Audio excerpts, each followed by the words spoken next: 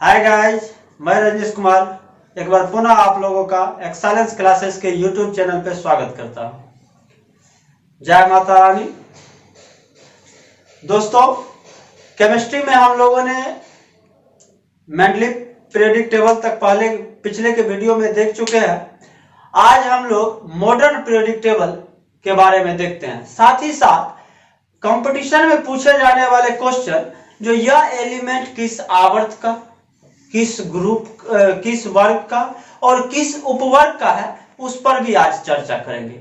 जो अब पहले जो क्वेश्चन होता था वो आपको डायरेक्ट व्यू में पूछा जाता था, लेकिन अब क्या किया जाता है, फॉस्फोरस दे दिया जाता है और पूछा जाता है यह किस आवर्त में है, किस वर्ग में है और किस उपवर्ग में है। आप लोगों ने जो मॉडर्न पीरियोडिक टेबल का जो पीरियोडिक टेबल मार्केट से लिया होगा, उसमें सबसे पहले आप लोगों ने देखा होगा जो मॉडर्न पीरियोडिक टेबल को 7 आवर्त और 18 वर्गों में बांटा गया है। साथ ही साथ आप लोगों ने देखा होगा जो वर्ग में ए और बी दो उपवर्ग में बांट दिया गया है, जहां पर सभी के सभी में एक कंफ्यूजन आता है आखिर यह ए और बी उपवर्ग है क्या। तो दोस्तों, आज हम लोग सिर्फ वैसे उसी पे चर्चा करते हैं। साथ ही साथ आप लोग दो चीज तो जरूर ही क्लास 9th में पढ़े होंगे, एक अफबाहु प्रिंसिपल और एक बोर ब्यूरी स्कीम। अगर नहीं पढ़े हैं या ध्यान में अभी वर्तमान में नहीं है तो मैं उसको शॉर्ट में बताऊंगा, जिसका विस्तार वीडियो आपको मैं अगले केमिस्ट्री के सेक्शन में लाऊंगा, लेकिन अभी उसको तत्काल एक नजर देखनी पड़ेगी। बाकी अभी सबसे पहले मॉडर्न पीरियोडिक टेबल।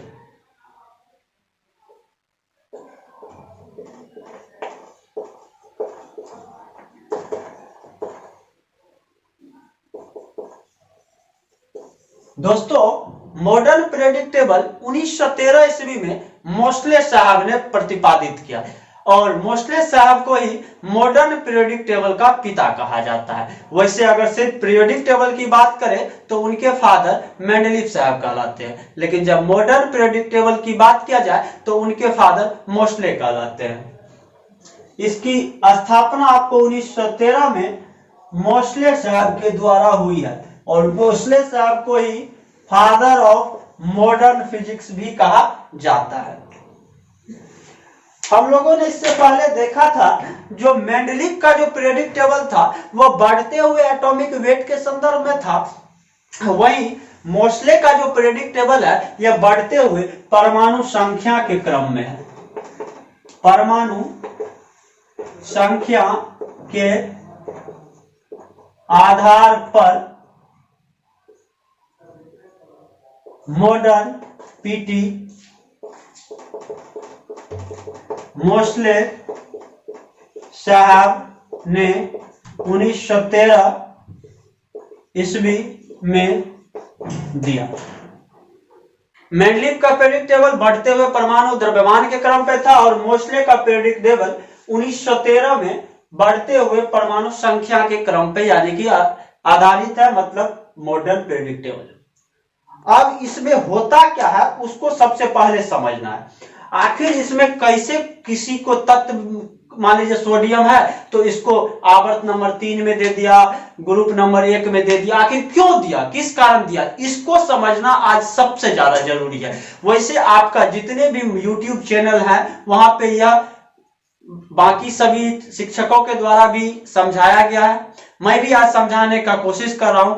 अगर आप लोगों को लगे जो नहीं यहां पे एक अच्छा समझाया गया है तो प्लीज एक लाइक हमारे वीडियो को जरूर कीजिएगा। मैं इसको हटा के सबसे पहले वो लिखना चाहता हूं।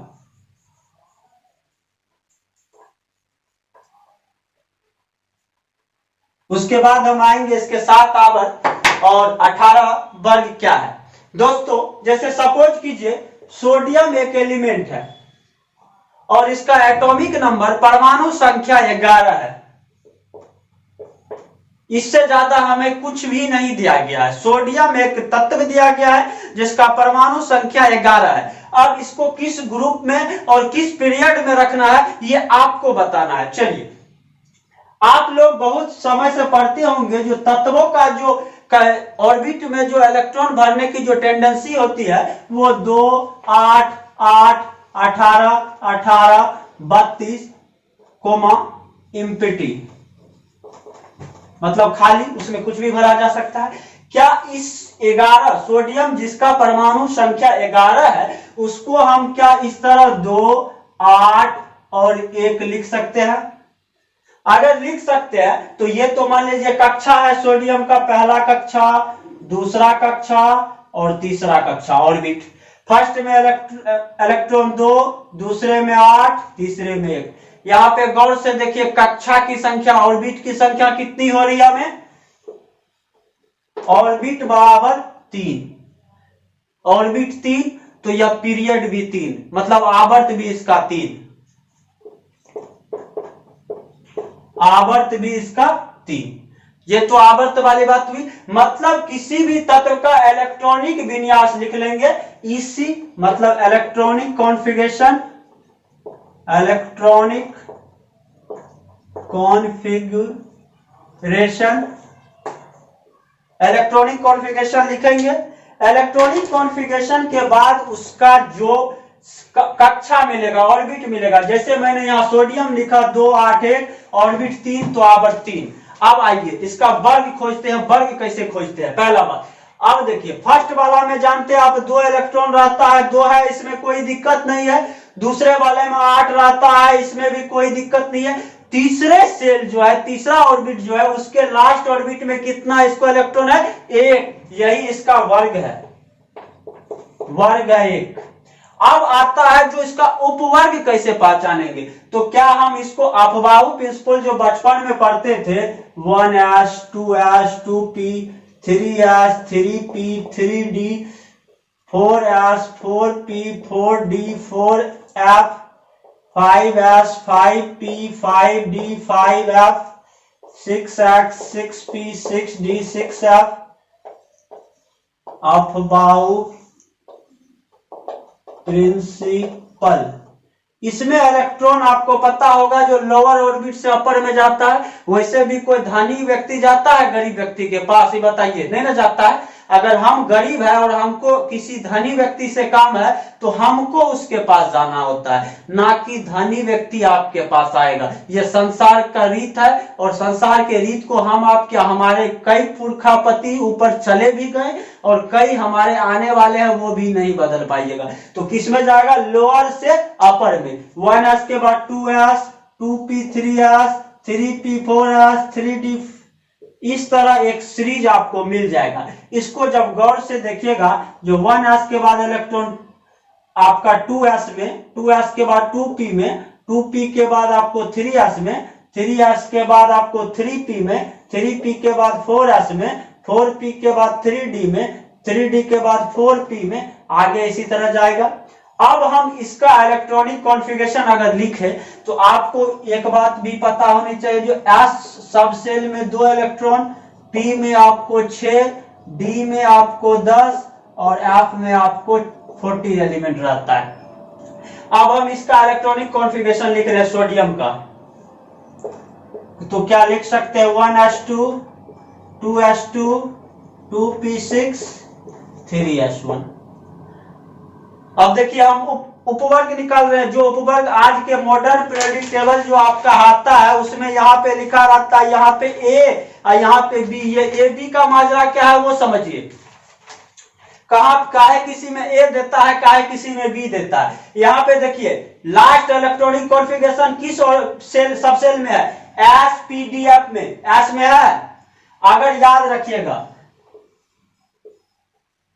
लास्ट, इसी मतलब दोस्तों electronic configuration, last electronic configuration अगर एस या पी में हो, पी में हो, एस या पी में अगर होगा तब आपका जो उपवर्ग होता है, उपवर्ग वो आपका ए होगा। अगर लास्ट ऑर्बिट, वो मैं करके दिखा रहा हूं आपको सबका, पहले से एक बार समझना है इसको। अगर लास्ट इसी डी या एफ में हो तो उपवर्ग आपका बी होगा, जो मैं आपका करूंगा। अब आइए यहां पे मैंने सोडियम के बारे में हमको कुछ नहीं पता है, हमने ना पीरियोडिक टेबल का मदद लिया, मैंने सिर्फ एक जानकारी दी। अब आते हैं हम लोग आज के मॉडर्न पीरियोडिक टेबल पे। देखिए गौर से, सोडियम दिख रहा है दोस्तों, एटॉमिक नंबर 11, पीरियड देखिए क्या इसका 3 है, गौर से देखिए। और मैंने भी यहाँ पे 3 निकाला, किस संदर्भ में निकाला, ऑर्बिट के नंबर के संदर्भ में। अब आइए इसका जो ग्रुप है वो देखिए 1 है, मैंने भी यहाँ 1 निकाला, किस संदर्भ में निकाला, लास्ट ऑर्बिट में संयोजी इलेक्ट्रॉन के संदर्भ में। उपवर्ग मैंने इसका ए निकाला, मैंने इसका नहीं देखा अभी तक। आप देखिए इसमें भी वो IA मतलब 1A में है, क्यों, क्योंकि इसका लास्ट का जो इलेक्ट्रॉनिक कॉन्फ़िगरेशन था वो S या P में आया। अब आपके मन में सवाल आया होगा, सर एक ठोप पे काम नहीं चलेगा, कोई दूसरा दिखाइए। तो आइए हम देखते हैं, इसको मैं मिटाता हूं, आइए इसका अगला देखते हैं।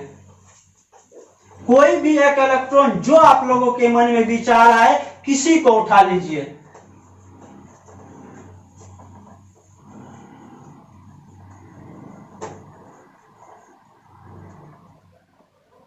दोस्तों मैं एक तत्व फास्फोरस ले रहा हूं, आप जानते हैं इसका एटॉमिक नंबर 15 होता है, इसके सिवा हम कुछ नहीं जानते हैं। और ये प्रेडिक्ट टेबल अपनी आप मार्केट में भी रखी हुई है। आइए इसका इलेक्ट्रॉनिक कॉन्फ़िगरेशन लिखते हैं। फर्स्ट ऑर्बिट में 2 ये जानते हैं, दूसरे में 8, तीसरे में 5, ठीक है, यहां तक मैंने लिख दिया। फर्स्ट में 2, दूसरे में 8, तीसरे में 5। अब आइए ऑर्बिट देखिए काट हो गया इसका, कक्षा का गो 3 गो, तो आवर्त मतलब पीरियड्स कितने दोस्तों, आवर्त 3। बात समाप्त। आगे आइए इसका इलेक्ट्रॉनिक कॉन्फ़िगरेशन लिखते हैं।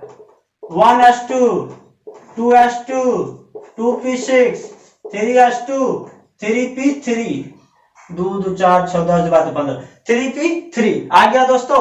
अब देखो S या P, लास्ट ऑर्बिट जो इसका इलेक्ट्रॉनिक कॉन्फ़िगरेशन है वो S या P में है, तो मतलब उपवर्ग कौन सा, उपवर्ग A। अब बचा बात किसका, ग्रुप वर्ग का। वर्ग कैसे होगा, वर्ग मैंने क्या बताया था, जो लास्ट इलेक्ट्रॉन में टोटल लास्ट ऑर्बिट में टोटल इलेक्ट्रॉन देख लो भाई, लास्ट ऑर्बिट का टोटल इलेक्ट्रॉन देखो कितने हैं आपके पास, 3। लास्ट का देखो भैया कितने हैं, P में 3 है, 3 में लॉक कर दीजिए, वर्ग इसका 3। अब बोलिए, अब हम क्या उस प्रेडिक्ट टेबल को उठा के देखते हैं। फास्फोरस, गौर से देखिए दोस्तों, फास्फोरस 15, अभी तक कुछ नहीं है मेरे पास, फास्फोरस 15। आइए ओपन कीजिए, आवर्त 3, आवर्त 3 सबसे लेख, आवर्त 3 सबसे लेख, अब वर्ग 5, 3 2 5, यहां मिस से 3 लिखा गया, 3 2 5, वर्ग 5 करके देखिए क्या यहां वर्ग 5 A में है। गौर से देखिए दोस्तों, यह है आज के क्वेश्चन के पूछने का तरीका, जहां पर आपसे पूछा जाता है जो कौन सा आवर्त में, कौन से वर्ग में और कौन से उपवर्ग में होते हैं। तो मुझे जहां तक अब लगता है जो आप लोगों को वर्ग उपवर्ग में दिक्कत नहीं आनी चाहिए। अब जहां तक मैंने अभी तक वर्ग उपवर्ग मैंने A निकाला है, एक बार हम उपवर्ग B के तरफ भी मूव कर लेते हैं, किसी ऐसा तत्व लेकर जिसका उपवर्ग B आवे। तो दोस्तों मैं तत्व एस्केडियम ले रहा हूं जिसका एटॉमिक नंबर 21 होता है। इसका जब हम इलेक्ट्रॉनिक कॉन्फ़िगरेशन लिखेंगे तो 2 8 8 8 8 16 2 18 3 21 होगा दोस्तों। इसका इलेक्ट्रॉनिक कॉन्फ़िगरेशन लिखिए, 1s2, 2s2, 2p6, 3s2, 3p6, 4s2, 3d1। अभी तुरंत हम लोगों ने देखा था यहाँ पे अपवाऊ प्रिंसिपल के अकॉर्डिंग जो लोअर से अपर में जाता है। अब आइए दोस्तों, यहाँ पे ऑर्बिट देखिए कितना, 1 2 3 4, आवर्त बताइए 4। लास्ट इलेक्ट्रॉनिक कॉन्फ़िगरेशन S की D की P की F, यहाँ पे दिख रहा भैया D, मतलब उपवर्ग क्या होगा, उपवर्ग B। बचा बात अपना अब वर्ग का, वर्ग काइट्रो लास्ट में 2 1 3, वर्ग अपना 3। आइए उठाते हैं एक बार पीरियोडिक टेबल। ये देखिए दोस्तों एस्केडियम दिख रहा है, आवर्त देखिए क्या 4 के सामने जा रही है, और मैंने भी यहाँ आवर्त 4 निकाला। उपवर्ग देखिए दोस्तों ट्रिपल आई का बी में है, ट्रिपल आई का बी, और वर्ग मेरा ट्रिपल आई है ये। अब दोस्तों आप लोगों का आज का काम है अपने घर पे किसी भी तत्व को एट रैंडम उठा के उसका वर्ग, उपवर्ग और आवर्त निकालना मॉडर्न पीरियोडिक टेबल के संदर्भ में। तब देखते हैं क्या आता है, जो आपका एनटीपीसी और ग्रुप डी में पूछने वाला क्वेश्चन है। अब हम लोग बात करते हैं मॉडर्न पीरियोडिक टेबल का क्या सजावट हुई है। ये तो बेसिकली इसी पे डिपेंड था, इसलिए पहले हमको आज ये लेना पड़ा।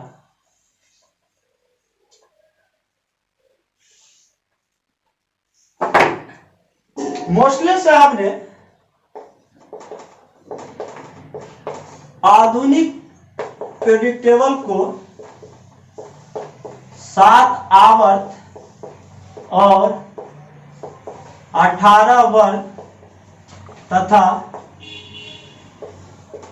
2 उपवर्ग में बांटा।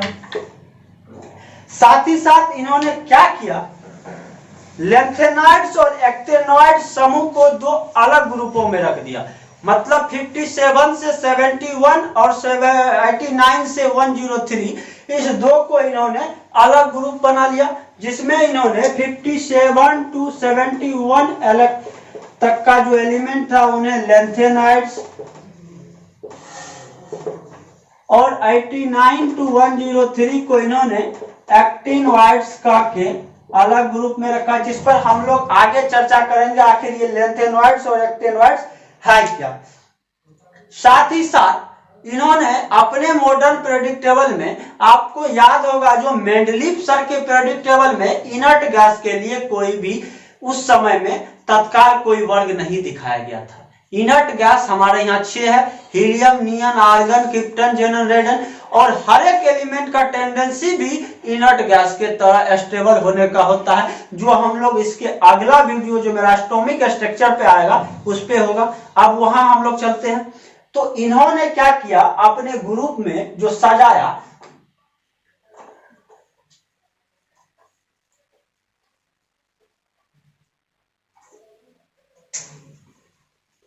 एक 2 3 4 5 6 7 8 9 10 11 12 13 14 15 16 17 18, ये तो इनका वर्ग आवर्त 1 2 3 4 5 6 7। पहली आवर्त में इन्होंने हाइड्रोजन और हीलियम मेरा एक इनर्ट गैस है उसको लिया, मात्र 2 एलिमेंट को लिया। उसके बाद lithium, sodium, potassium, rubidium, caesium, francium, और इस जो पहले वर्ग था इसको इन्होंने क्षारीय धातु का, जो हम लोग एक एक करके हम लोग को जो कल का जो वीडियो होगा जिसमें हाइड्रोजन के बारे में, लिथियम के बारे में, सोडियम के बारे में, पोटासियम के बारे में देखना है वो देखेंगे। यहाँ पे beryllium, magnesium, calcium, strontium, beryllium, radium, मुख्यतः जो इसमें जो इंपॉर्टेंट है हम लोग मुख्यतः उसको देखते हैं। वैसे तो इसमें 118 एलिमेंट है, उसका हमको देखना नहीं है, क्या इंपॉर्टेंट है खास करके वो देखते हैं। इसमें आपको कार्बन ग्रुप है, इसमें आपको चाइलोजन ग्रुप है, और इसमें आपको कार्बन ग्रुप है, और इसमें आपको चाइलोजन, इसमें आपको chlorine, bromine, iodine, hydrogen group है, इसमें आपको हीलियम, नियन, आर्गन, क्रिप्टन, जेनन, रेडन, इसमें आपको इनर्ट गैस है। मुख्यतः जो है ये 4 काफी इंपॉर्टेंट है, इसी को अभी हम लोग देखते हैं। बाकी तो हर एक एलिमेंट का हम लोगों को स्पेशली स्टडी करना होगा।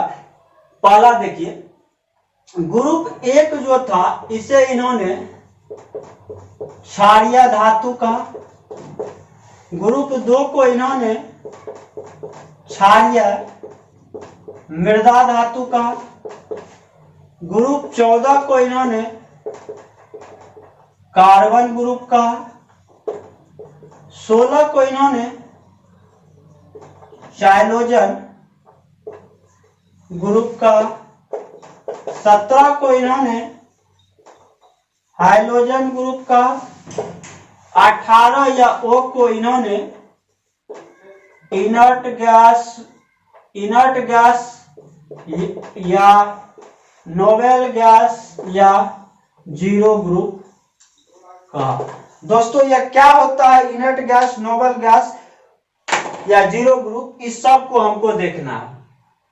साथ ही साथ मैंने जो अभी अपवाहु प्रिंसिपल देखा, जिसका मैंने शॉर्ट फॉर्म देखा, उसको जैसे हम अपने कल वाला वीडियो जो देखेंगे अपवाहु प्रिंसिपल और बोर-ब्यूरी स्कीम, तो वहां से इलेक्ट्रॉनिक कॉन्फ़िगरेशन पे मैं आपको बता दूंगा जो कौन सा तत्व मेटल है, कौन सा नॉन मेटल है और कौन सा मेटल वाइड है, जो हम लोग आगे देखेंगे। क्योंकि वीडियो अगर ज्यादा लंबा भी हो जाता है तब भी थोड़ा सा प्रॉब्लम होता है, बच्चे देखना नहीं चाहते हैं, इग्नोर कर देते हैं, स्किप कर देते हैं। तो उस सिचुएशन में हम आज यही रुकते हैं। आप लोग मॉडर्न प्रेडिक्टेबल के इस फॉर्म को देख के बढ़िया से आइए, और इसका जो कुछ खास बात था वो मैंने आज मुख्यतः देख लिया है। और इसका सबसे खास बात यही था जो आवर्त वर्ग और उपवर्ग कैसे निकाला जाता है, और इससे आगे हम लोग कल देखते हैं अपवाहु प्रिंसिपल, बोर-ब्यूरी स्कीम, और उसके संदर्भ में कौन मेटल है कौन नॉन मेटल है, इसको ज्ञात करना। तो मिलते हैं दोस्तों अपने नेक्स्ट वीडियो में,